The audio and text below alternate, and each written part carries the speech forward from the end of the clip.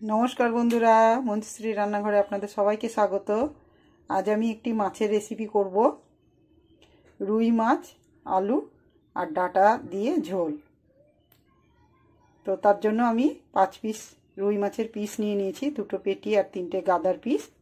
तो प्रथमेই माछटा धुए परिष्कार करे फिरे आसছি मूल रेसिपिते। तो सब्जिटा हालका आलू और डाटा हालका भेजे तुले निয়েছি और कड़ाई दिए दिएছি अल्प परिमाणे तेल। फोड़ने देव एक शुकनो लंका और गोटा जिरे 2-4টে गोटा जिरे।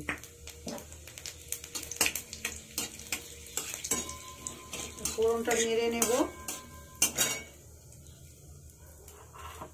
तो बंधुरा आमी आजके माछेर झोले मशलाटा सम्पूर्ण आलादा रकम देव।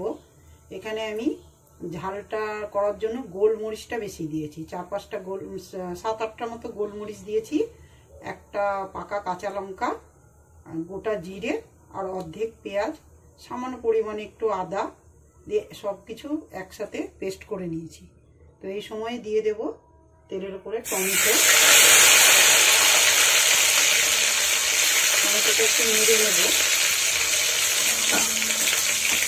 টমেটোটা খুব গলাবো না, तो এই সময় মশলাটা বেটে রাখা মশলাটা দিয়ে দেব এবং টমেটোটার সাথে মশলা ভালো করে নাড়িয়ে নেব কড়াইয়ে, যাতে নিচের দিকে না লেগে যায়। রঙের জন্য দেব 1/2 চামচ হলুদ গুঁড়ো,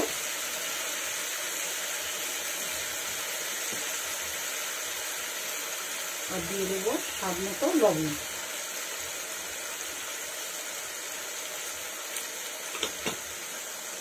लवण हलुद और भालो करे मशलार साथे मिशिए मशलाटा भालो करे तेल ओठा पर्यन्त कषिए नेब।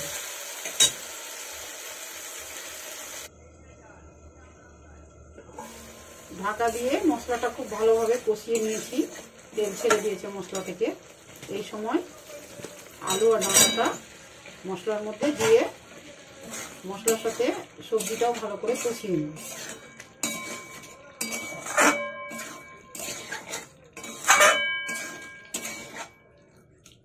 गोलमरिच देওয়ার কারণে বন্ধুরা এই মাছের ঝোলটার স্বাদ সম্পূর্ণ আলাদা রকম হয়।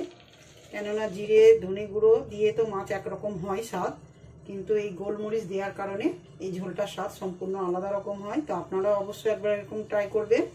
ঢাকা দিয়ে আলু আর ডাটা মশলার সাথে আরো 2 মিনিট কষিয়ে নেব, তারপরে ঝোলের জন্য দেব জল। মশলা খুব ভালোভাবে কষিয়ে গেছে সবজির সাথে। এই সময় দিয়ে দেব ঝোলের জন্য জল। মাছের ঝোল একটু পাতলা হলেই খেতে বেশি ভালো লাগে, তো তার জন্য।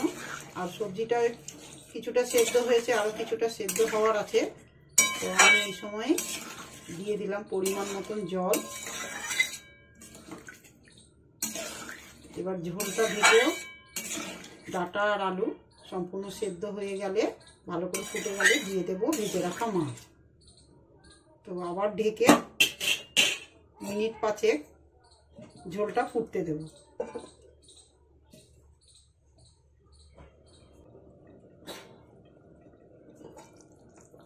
ঝোল 5-7 মিনিট ফুটে গেছে। আমি এই ঝোলটা একটু ঝোল বেশি রাখবো, তার জন্য খুব বেশি ঝোল কমাবো না।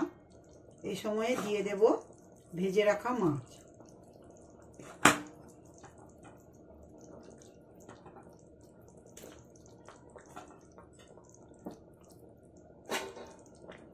আপনারা ঝোলটা আপনাদের ইচ্ছা মতন রাখবেন, ঘন কি পাতলা।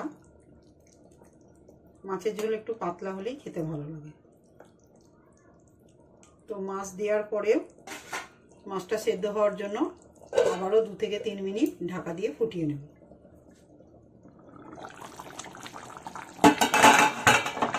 আমাদের মাছের ঝোল সম্পূর্ণরূপে রেডি হয়ে গেছে। আর ঝোলটা কমাবো না, কেননা ভাতের সাথে মাছের ঝোল একটু না থাকলে খাওয়া হবে না। তো সেই কারণে একটু ঝোল ঝোল রাখবো। তো ডাঁটা আলু দিয়ে আমি মশলা একদম সাধারণ মশলা দিয়েছি, আপনাদের আগেই বলেছি যে গোলমরিচ দিয়েছি, তার জন্য ঝোলের স্বাদটা অন্যরকম হবে। তো গোলমরিচ, জিরে আর হাফ পেঁয়াজ বাটা দিয়ে আমি মাছের ঝোল রেসিপিটা করেছি। তো আপনারাও একবার এভাবে একদম অল্প মশলায় রেসিপিটা করার মানে অন্য ঝোলের স্বাদটাই অন্যরকম হবে। তো আপনারাও এরকম মাছের ঝোল ডাঁটা আলু দিয়েই করতে হবে তার কোনো মানে নেই, আপনারা ফুলকপি কিংবা অন্য কোনো সবজি দিয়েও করতে পারেন, সিম কিংবা ফুলকপি, তাতেও ঝোলের স্বাদ অপূর্ব হয়। তো আপনারা অবশ্যই একবার এইভাবে ট্রাই করবেন আর আমার পেজটিকে ফলো করে চ্যানেলটিকে সাবস্ক্রাইব করবেন। ফিরে আসবো নতুন কোনো রেসিপি নিয়ে। সকলে ভালো থাকবেন, সুস্থ থাকবেন। ধন্যবাদ।